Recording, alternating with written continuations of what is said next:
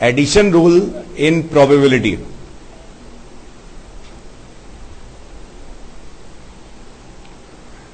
Addition rule in probability.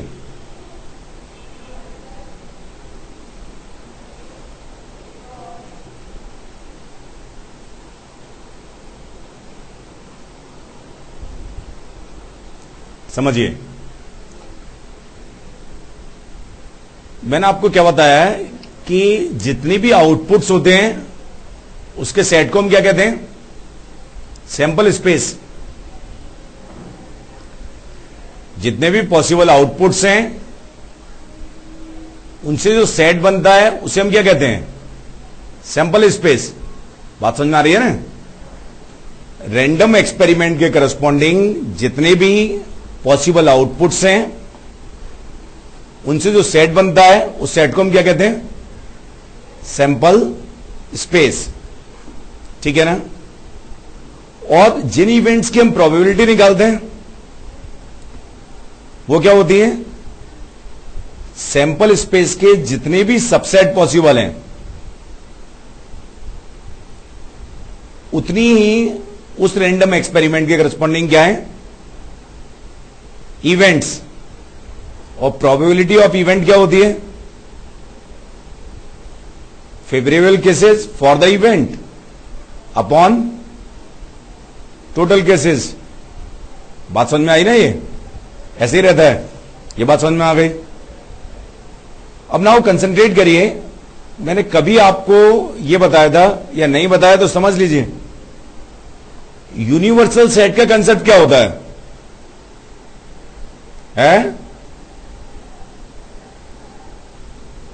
क्या universal set का सबसे कंसेप्ट क्या होता है? नहीं नहीं नहीं, ऐसा नहीं है। ढंग से समझना। जो मेन कंसेप्ट है, सबसे एडवांस कंसेप्ट है या सबसे सही कंसेप्ट है, यूनिवर्सल सेट का जो कंसेप्ट है वो ये नहीं है कि पूरा यूनिवर्स आ गया टाइप की चीजों का ना। ढंग से समझना। यूनिवर्सल सेट का जो कंसेप्ट है वो क्या होता है? बाप का कंसेप्ट। बाप बाप फादर। हर बेटे के लिए उसके पापा क्या होते हैं? बाप। तो इसमें क्या है? यूनिवर्सल सेट का जो कंसेप्ट है वो मैंने पहले भी कभी बताया था। वो क्या होता है? ढंग से समझना। हर सेट के लिए, हर कोई सेट है हमारे पास, मान लो पी सेट है, तो पी के सब सबसेट्स के लिए जितने भी इसके सबसेट्स होंगे उसके लिए ये क्या होगा? Universal set. बात समझ में आई ना? मतलब यूनिवर्सल सेट का जो करेक्ट कंसेप्ट है वो क्या है? हर सेट यूनिवर्सल सेट होता है किसके लिए? For its subsets. बात समझ में आ गई ना? जिन लोगों को नहीं मालूम है वो नोट कर लें। Each set is universal set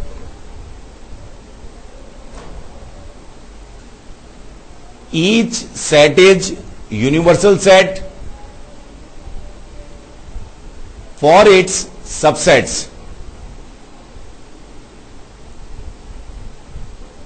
Each set is universal set for its subsets. बात समझ में आई ना? वेन डायग्राम का रिप्रेजेंटेशन क्या होता है? ये रेक्टेंगल बनाते हैं, ये U है किसी सेट A के लिए, ये इसका सबसेट है तो इसे यूनिवर्सल सेट, ये इसका सबसेट है, ऐसे डिनोट करते हैं। ठीक है ना? अब ढंग से समझना है। मैंने आपको बताया कि किसी रैंडम एक्सपेरिमेंट के लिए जितने भी पॉसिबल आउटपुट्स हैं उनसे जो सेट बनता है उसे क्या कहते हैं हम? Sample space. और सैंपल स्पेस के जितने भी सबसेट्स पॉसिबल हैं वही क्या होती हैं? इवेंट्स। सैंपल स्पेस के जितने भी सबसेट्स पॉसिबल हैं वो क्या होती हैं? इवेंट्स। बात समझ में आ रही है ना?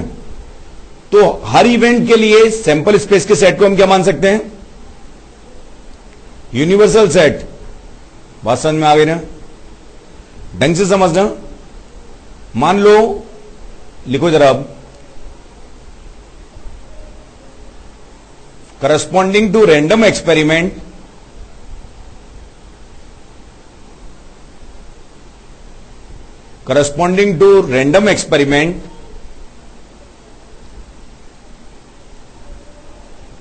let S is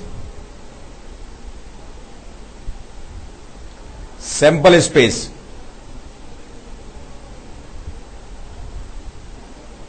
Means set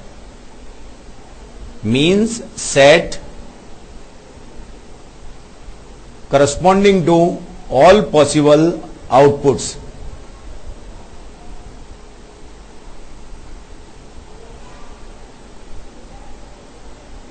ठीक है ना?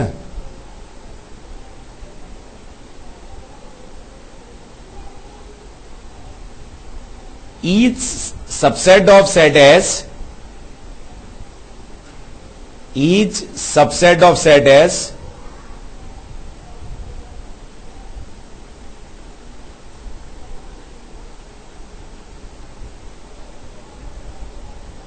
is an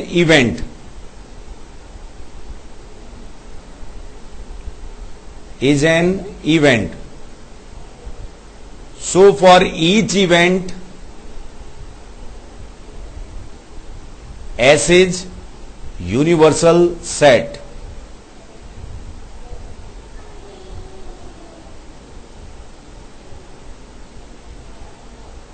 ठीक है ना? तो S को हम ऐसे डिनोट कर सकते हैं। ठीक है ना? अब आगे लिख लीजिए, let E1 and E2 are two events. Let E1 and E2 are two events.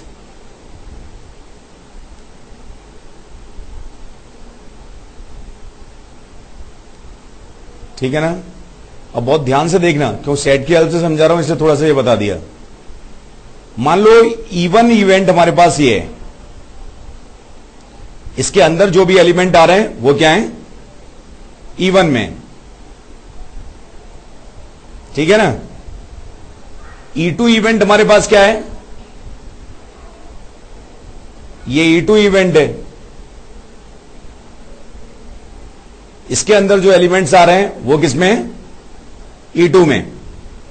ठीक है ना?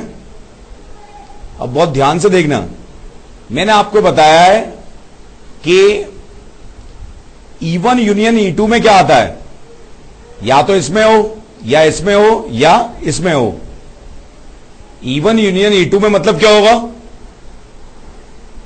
Number of elements either exist in E1 और इन E2 और इन बोथ। अगर एलिमेंट्स या तो E1 में लाई कर रहे हैं, या E2 में लाई कर रहे हैं, या दोनों में लाई कर रहे हैं, तो वो किस में लाई करेंगे? E1 union E2। बात समझ में आई ना? ढंग से देखना।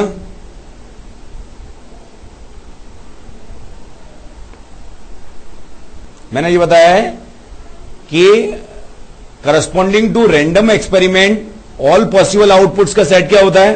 S। और उसके जितने भी सबसेट्स हैं वो क्या होती हैं? इवेंट्स।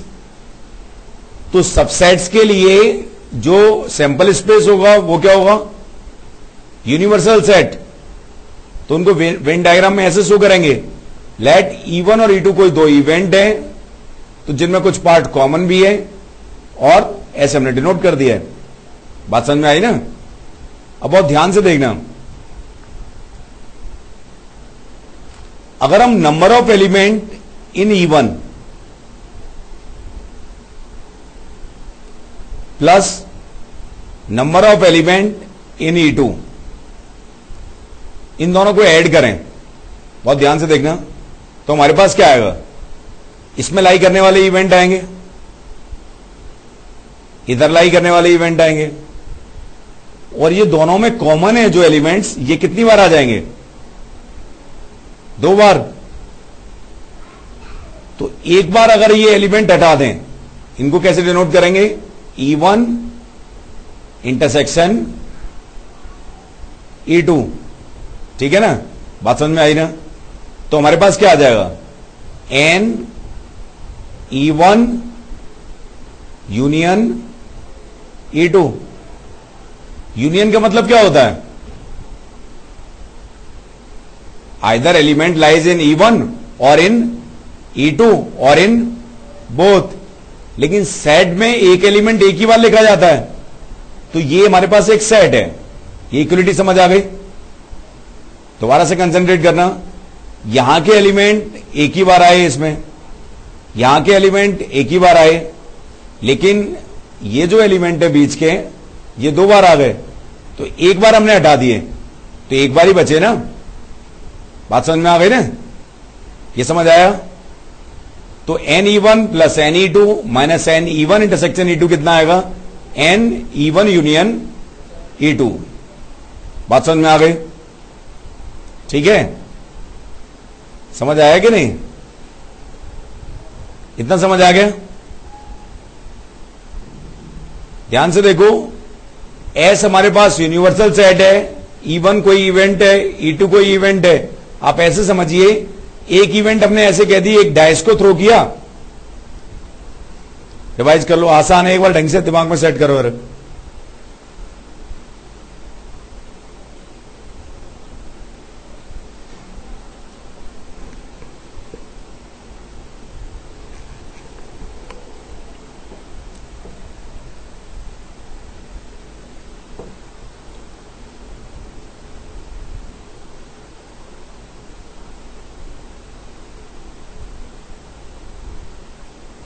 रिवाइज कर ले।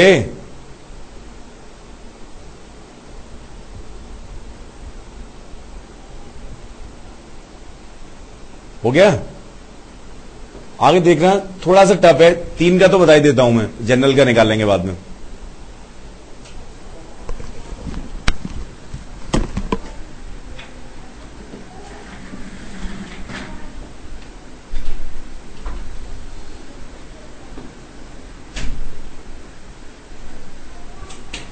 बोलो बोलो ना, बोलो यहां से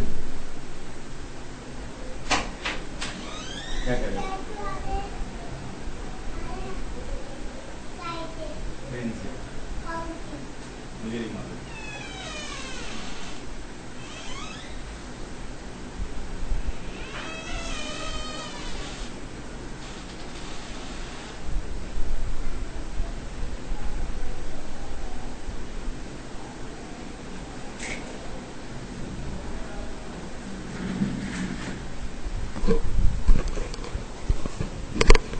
ये समझ आया?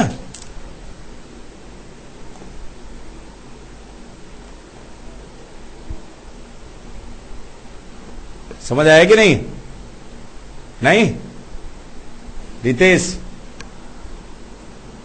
क्या यार, आवाज भी नहीं आ रही।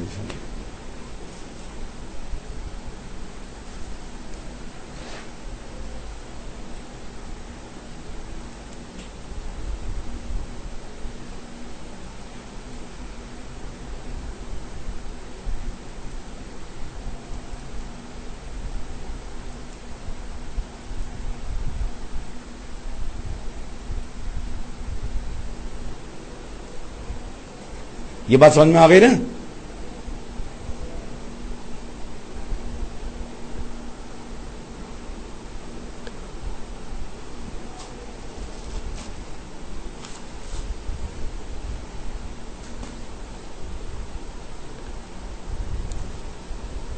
क्या कर रहा है?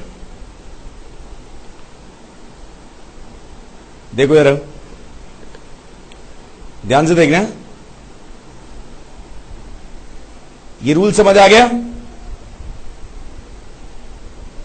सम रूल समझ आया है? आगे लिखो चलो।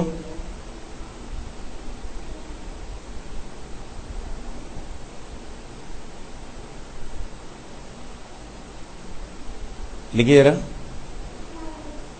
Which of the following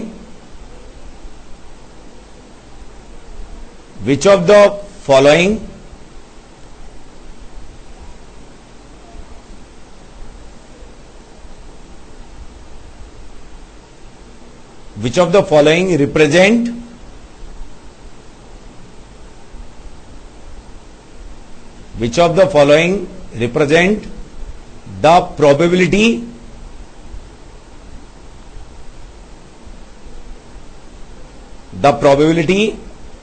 of occurrence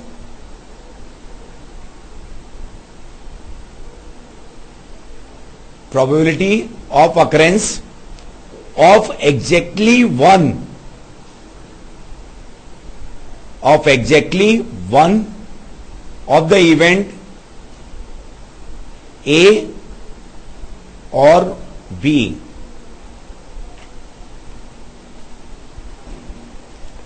where A and B are two events corresponding to same sample space, corresponding to same random experiment.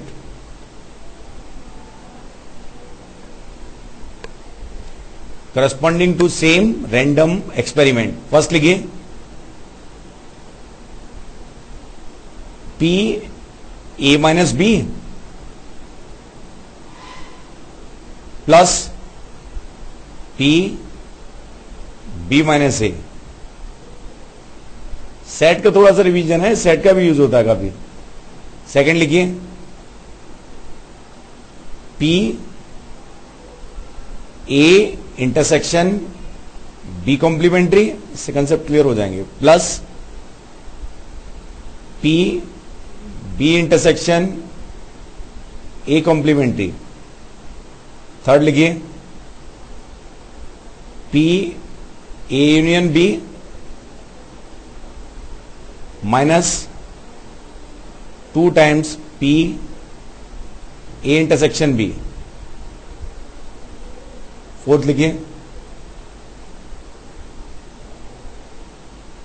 P A plus P B minus P A intersection B.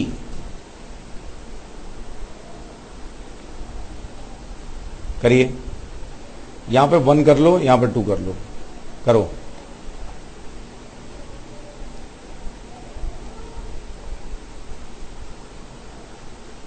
ढंग से समझिए. Complementary event बताई थी मैंने, S minus ए. Venn diagram की help से ढंग से अटेम्प्ट करिए इसे. मैं अभी डिस्कस करूंगा डिटेल में, इससे वो काफी क्लियरिटी आ जाएगी. मालूम हो, भूल गए हो, इसका यूज कर सकते हैं. Access the element of A minus B,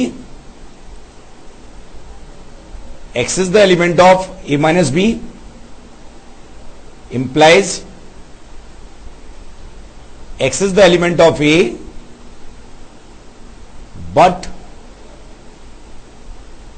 access not element of B. कोई वेरिएबल A माइनस बी का एलिमेंट कब होता है? जब A का तो हो लेकिन B का ना हो. ठीक है ना? अब अटेम्प्ट करो. Probability of occurrence of A only A. नहीं, क्या था स्टेटमेंट, क्या था? एग्जैक्टली 1, मतलब दोनों नहीं होने चाहिए. एग्जैक्टली 1. ध्यान से देखना. तो सबसे पहले हमें क्या ऑब्जर्व करना चाहिए कि हमारे लिए फेवरेबल है कौन से. मान लो ए और बी हैं, ऐसे, तो ये ए है और ये बी है. तो कौन सा रीजन है जो एग्जैक्टली 1 को डिनोट कर रहा है? ये रीजन.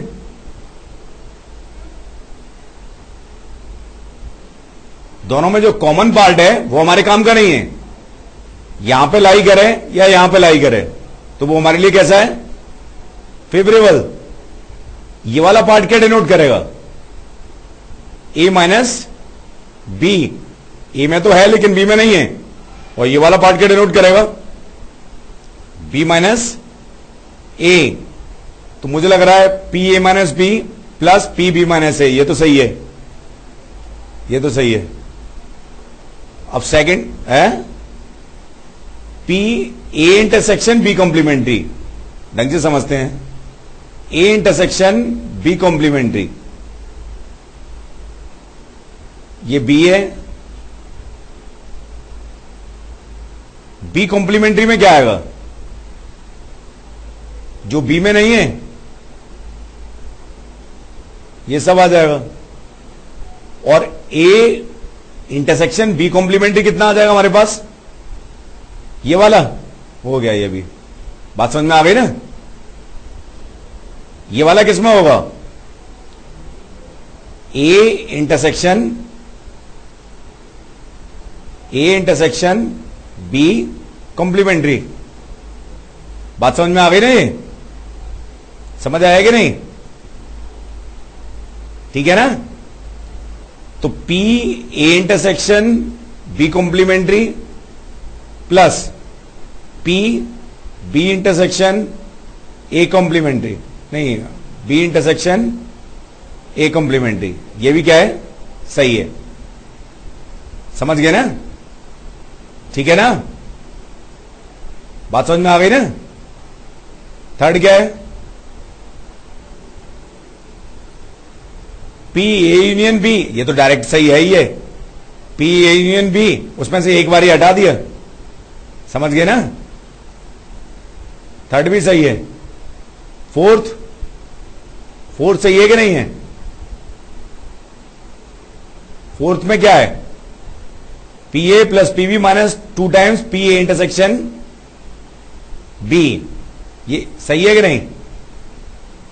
क्यों नहीं है यार? सही है। अगर P A plus P B को करेंगे हम तो ये 2 बार ऐड हो गया ना, ए के साथ भी आ गया और बी के साथ भी आ गया। तो ये भी क्या है? करेक्ट है। All 4 correct.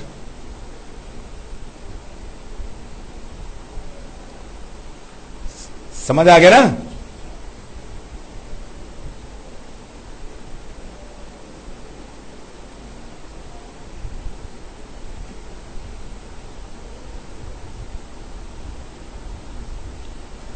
Conditional probability and product rule.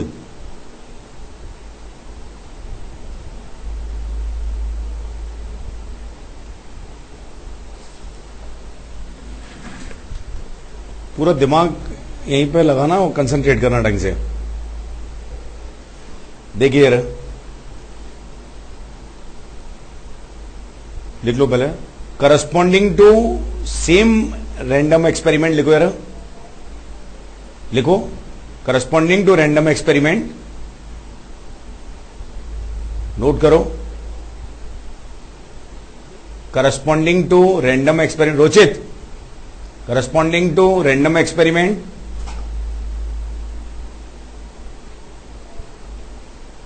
A and B are 2 events.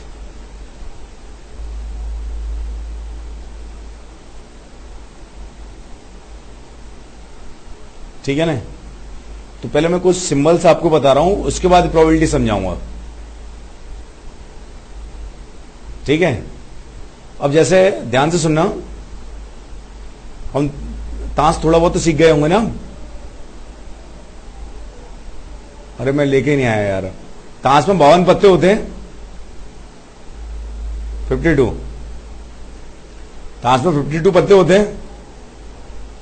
अब एक पत्ता हमने निकाला, ध्यान से सुनो।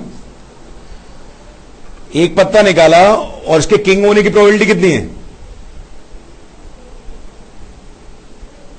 4/52। बहुत आसान है, काफी आसान है। अब ध्यान से सुनना, हमारे पास 52 कार्ड्स हैं। ध्यान से सुनना यार, कोई सॉल्व नहीं करेंगे प्रॉब्लम। 52 कार्ड्स हैं और हमने क्या किया? एक पत्ता उसमें से निकाला और दबा दिया। ध्यान से सुनना, 52 कार्ड्स हैं हमारे पास और एक पत्ता हमने निकाला, तो उसकी किंग होने की प्रोबेबिलिटी कितनी है? 4/52, जो भी है। अब ये प्रॉब्लम तो बहुत आसान थी। हमने क्या किया, एक पत्ता निकाला और उसको दबा दिया, हटा दिया, ठीक है ना। फिर एक पत्ता निकाला तो उसकी किंग होने की प्रोबेबिलिटी कितनी होगी? ये कंपैरेटिवली टफ हो गई प्रॉब्लम। आवाज बढ़ा लो यार, आ रही है कि नहीं? ध्यान से सुनो कि हमारे पास 52 कार्ड्स हैं, उनमें से एक पत्ता निकाला और दबा दिया, उसके बाद एक पत्ता निकाला, तो उसके किंग होने की प्रोबेबिलिटी क्या होगी? नहीं होगी, गलत है। क्यों? दबाया हुआ पत्ता किंग हो भी सकता है, और क्या मालूम हमें, वो तो दबा दिया बिना देखे। मतलब वो हो भी सकता है और नहीं भी हो सकता। एक और ये प्रॉब्लम जैसे जैसे आगे बढ़ती जाएगी, एक और पत्ता निकाला, दबा दिया, तो फिर थर्ड जो पत्ता रहेगा उसके किंग होने की प्रोबेबिलिटी क्या होगी? बहुत ही डिफरेंट हो गया ये। बात समझ में आ रही है ना? तो ये कंडीशनल प्रोबेबिलिटी है, मतलब एक इवेंट हमारे लिए क्या कर रही है, दूसरी इवेंट के लिए कंडीशन बन रही है, ठीक है ना। तो अभी डिस्कस करेंगे इस टाइप की प्रॉब्लम कैसे सॉल्व करते हैं। पहले समझ लो जरा आप, पहले ये लिखो कि अगर P(E1)/E2 ये लिखा है, इसका मतलब क्या होता है? इसको दो तरीके से हम यूज करते हैं, लिख लो जरा। P(E1)/2, P(E1)/E2,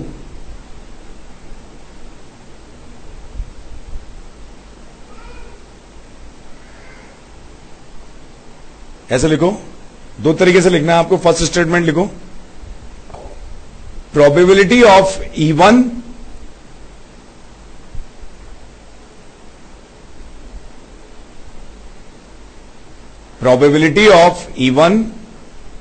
when E2 is already occurred.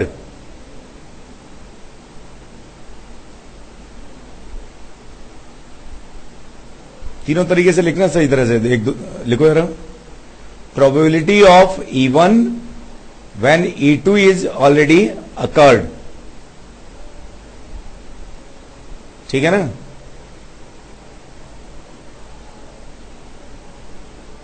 Second लिखो, conditional probability of E1 when E2 is occurred. Conditional probability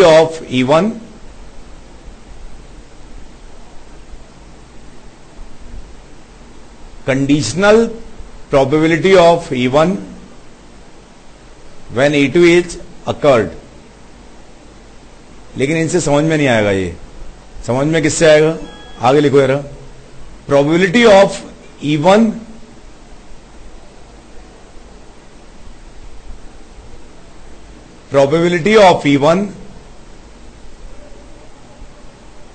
when E2 is the sample space.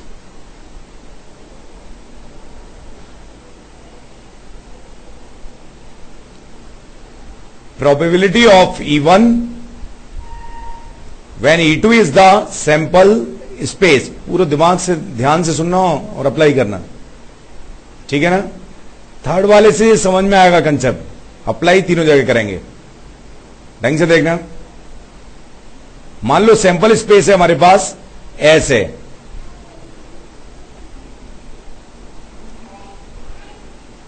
ये E1 इवेंट है और ये E2 इवेंट है, ठीक है ना। बात समझ में आई ना। ये कितना होगा? E1 intersection E2। मुझे ये बताइए,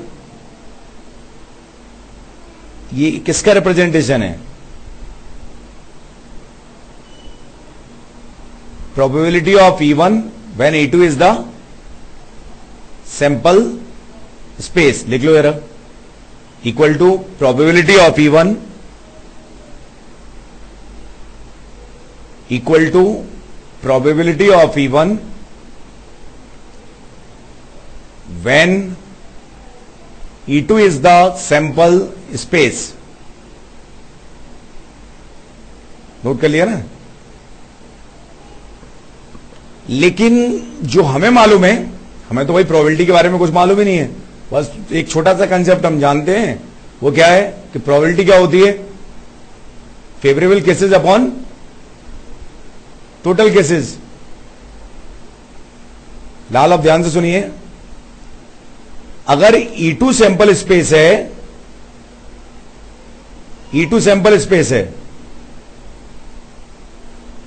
और E1 की प्रोबेबिलिटी निकाल रहे हैं, तो E2 सैंपल स्पेस में E1 के लाई करने वाले एलिमेंट्स कितने होंगे? E2 सैंपल स्पेस के लिए E1 के ऐसे कितने एलिमेंट होंगे जो हमारे लिए फेवरेबल केस बन जाएंगे? अरे यार, सैंपल स्पेस हमारे पास क्या है? E2, तो अपॉन में तो क्या कर दिया? N E2। बात समझ में आई ना? सैंपल स्पेस क्या है? E2, तो अपॉन में क्या आता है? सैंपल स्पेस, और ऊपर क्या आता है? Favourable cases. तो ऐसे कितने एलिमेंट N1 के E1 के होंगे जो E2 में लाई करेंगे? E1 intersection E2। तो अगर E2 सैंपल स्पेस है तो हमारे लिए फेवरेबल केस क्या आ गए? N E1 इंटरसेक्शन E2, और सैंपल स्पेस क्या आ गया? N of E2। ये रिप्रेजेंटेशन किसका है? Probability of E1 when E2 is the sample space. तो E1 के सारे केसेस फेवरेबल नहीं बचे। फेवरेबल केस कौन से बचे? जो कि किस में लाई कर रहे हैं? E2 में लाई कर रहे हैं। बात समझ में आई ना? ये समझ आया? ये किस चीज का रिप्रेजेंटेशन है? Probability of E1 when E2 is the sample space. तो जब E2 सैंपल स्पेस है तो E1 के सभी एलिमेंट हमारे लिए फेवरेबल केस नहीं है। E1 के ऐसे एलिमेंट हमारे लिए फेवरेबल केस हैं जो किसमें लाई कर रहे हैं? E2 में लाई कर रहे हैं। बात समझ में आ गई ना? मोस्ट इंपॉर्टेंट कंसेप्ट है। इतनी बात समझ में आई? इतना नोट कर लो पहले।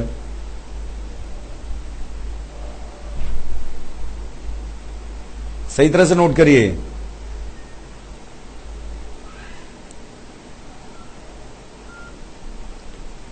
कर लिया? नोट किया कि नहीं?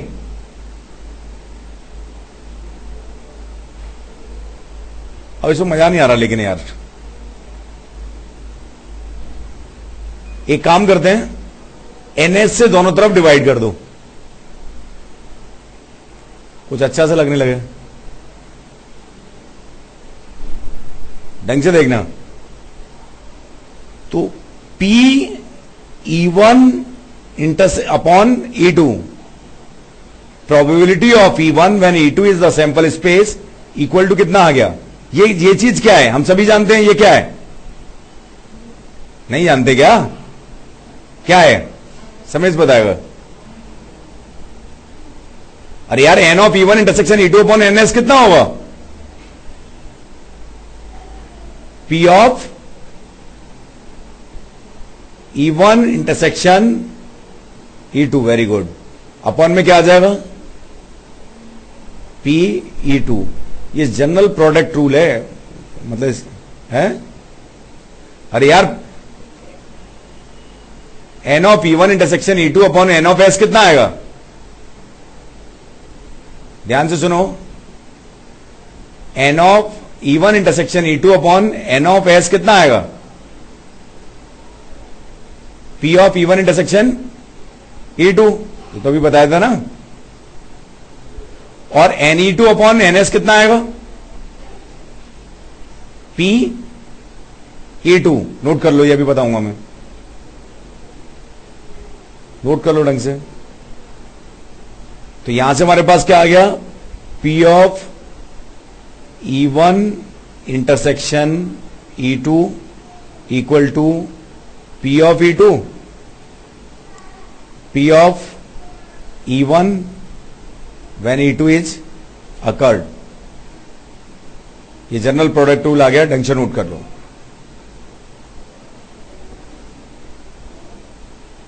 समझना है आपको, P E1 अपॉन E2 इसका मतलब क्या है, अभी इन दोनों को तो भूल जाइए। Probability of occurrence of E1 when E2 is the sample space. तो जो हम फेवरेबल केसेस निकालते हैं वो किस में निकालेंगे, इन sample cases, sample space. Sample space हमारे पास क्या है, E2 है, ध्यान से देखना। तो E1 ये सैंपल स्पेस है, तो E1 पूरा फेवरेबल नहीं बचा। E1 का कौन सा पार्ट हमारे लिए फेवरेबल है, जो E2 में लाई कर रहा है। आप ऐसे मान के चलिए कि हमने कंडीशन ये लगा दी है कि E1 नंबर तो आ ही रहा है, अब 2 आने की प्रोबेबिलिटी कितनी होगी। तो सैंपल स्पेस क्या बन गया, 2 4 6। ध्यान से सुनो, अगर हमारे पास हमने एक डाइस को थ्रो किया और ये कंडीशन लगा दी कि E1 number is obtained, then find the probability the obtained number is 2। बात समझ में आ रही है ना। तो हमारे पास सैंपल स्पेस क्या बन गया है, 2 4 6। तो 2 आने की प्रोबेबिलिटी कितनी होगी, 2 आने की प्रोबेबिलिटी कितनी होगी, 1/3। तो अगर हमारे पास E2 सैंपल स्पेस है तो E1 के लिए फेवरेबल केस कितने बचे, ये वाले। तो हमने क्या किया, P E1 upon E2 is equal to N E1 intersection E2 upon N of E2। बात समझ में आ गई ना, ठीक है। अब समझ, टोटल केसेस, अगर हमारे पास E2 सैंपल स्पेस है और E1 की प्रोबेबिलिटी निकाली है, तो E1 के सभी केसेस हमारे लिए फेवरेबल नहीं है, क्योंकि वो तो सैंपल स्पेस में ही लाई नहीं कर रहे। E1 का कितना पार्ट है जो सैंपल स्पेस में लाई करेगा, E1 इंटरसेक्शन E2। तो प्रोबेबिलिटी कितनी आ जाएगी, N E1 intersection E2 upon N E2। बात समझ में आ गई ना। ये E1 के ऐसे एलिमेंट हैं जो हमारे कंसर्न सैंपल स्पेस में लाई कर रहे हैं। हमारा कंसर्न सैंपल स्पेस क्या है, E2। तो N E1 intersection E2 upon N E2, NS से डिवाइड कर दिया तो ये हमारे पास क्या बना, P E1 intersection E2 upon P E2। बात समझ में आ गई। आपको ये याद रखना है, P E1 इंटरसेक्शन E2 क्या होता है, P E1 P E2 into P E1 upon E2। ठीक है ना, लिख लो यार। Correct definition of independent events, इसके बिना पेपर नहीं बनता। इंडिपेंडेंट इवेंट मोस्ट इंपॉर्टेंट है। Correct definition of independent event,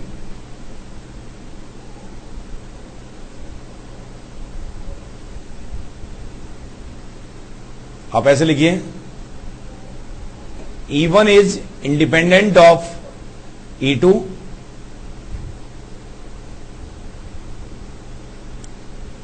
E1 is independent of E2,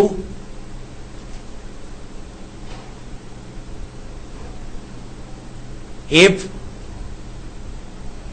occurrence of event E2,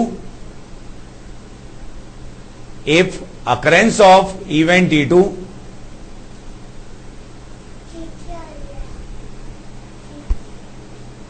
does not affect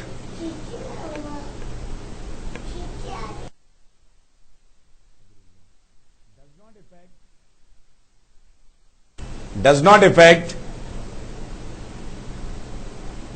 the occurrence of event of क्या लिखा आपने?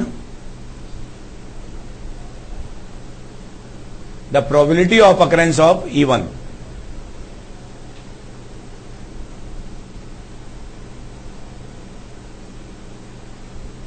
अब ध्यान से समझना, मतलब occurrence of E2 does not effect the occurrence of probability of E1. मतलब E2 अकर हुआ या नहीं हुआ उससे कोई फर्क नहीं पड़े, तो वो कैसी होंगी? Independent. P E1 upon E2 equal to किसके बराबर हो? P of E1. बहुत इंपॉर्टेंट बात है ये. मतलब E2 अकर हुआ या नहीं हुआ उससे कोई फर्क नहीं पड़े. दूसरी डेफिनेशन क्या है? P1 इंटरसेक्शन E2 कितना आ जाए? P1 इंटू, जनरली ऐसी ही हम सीखते हैं, P2. बात समझ में आ गई ना? लेकिन वेरी ओरिजिनली ये यहां से आया है.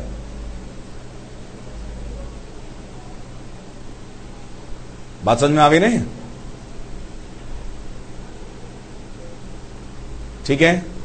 E2 अकर हुई या नहीं हुई उससे प्रोबेबिलिटी ऑफ E1 इफेक्टेड नहीं हो. जैसे आपने एक सिक्का को उछाला, ठीक है, और सिक्के पे 1/2 आया, और फिर इसके बाद क्या किया? एक डाइस को थ्रो किया, उस पे क्या आ जाए? 3 आए. तो डाइस पे 3 आना सिक्के के 1/2 मतलब हेड आने से इफेक्टेड नहीं है. तो ये दोनों इवेंट्स कैसी हो गई? इंडिपेंडेंट. लेकिन आप आपने क्या, ताश के पत्ते खेल रहे हैं, एक पत्ते को दबा दिया और उसके बाद एक पत्ता निकाला, तो उसके किंग होने की प्रोबेबिलिटी क्या है? फर्स्ट इवेंट से इफेक्टेड है. बात समझ में आ गई ना? तो आपको यह ध्यान रखना है, अगर हमारे पास E1 और E2 इंडिपेंडेंट इवेंट है तो probability of occurrence of E1 and E2, इसको कैसे बोलते हैं? Probability of occurrence of event E1 and E2 simultaneously, वो कितनी होती है? P1 into P2. ये कहां से आया है? Basically conditional probability. नोट कर लो, स्टेटमेंट भी लिख लो. इस सम रूल के लिए बताया है, लिखो जरा. If E1 and E2 are two independent events,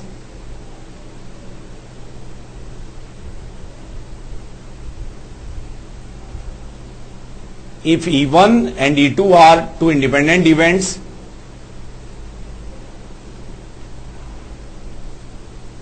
then P E1 intersection E2 equal to कितना आएगा? Probability of occurrence of E1 and E2 simultaneously. Probability of occurrence of E1 and E2 simultaneously.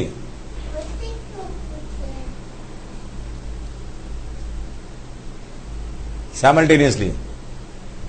ठीक है. Equal to कितना होगा? P E1 into P E2. ठीक है ना? लेकिन ये आपको जरूर ध्यान रखना है. वैसे मैं कंडीशनल प्रोबेबिलिटी तो बहुत डिटेल में पढ़ाऊंगा, लेकिन ये आया कहां से? कंडीशनल प्रोबेबिलिटी से आया. बात समझ में आ गई ना? ये समझ आया? P E1 यूनियन E2 कितना आ जाएगा? In case of independent event, इसका कोई म्यूचुअली एक्सक्लूसिव से रिलेशन नहीं है. इस केस में कितना आ जाएगा? P1 plus P2 minus P1 into P2. ठीक है, जल्दी से लिखो.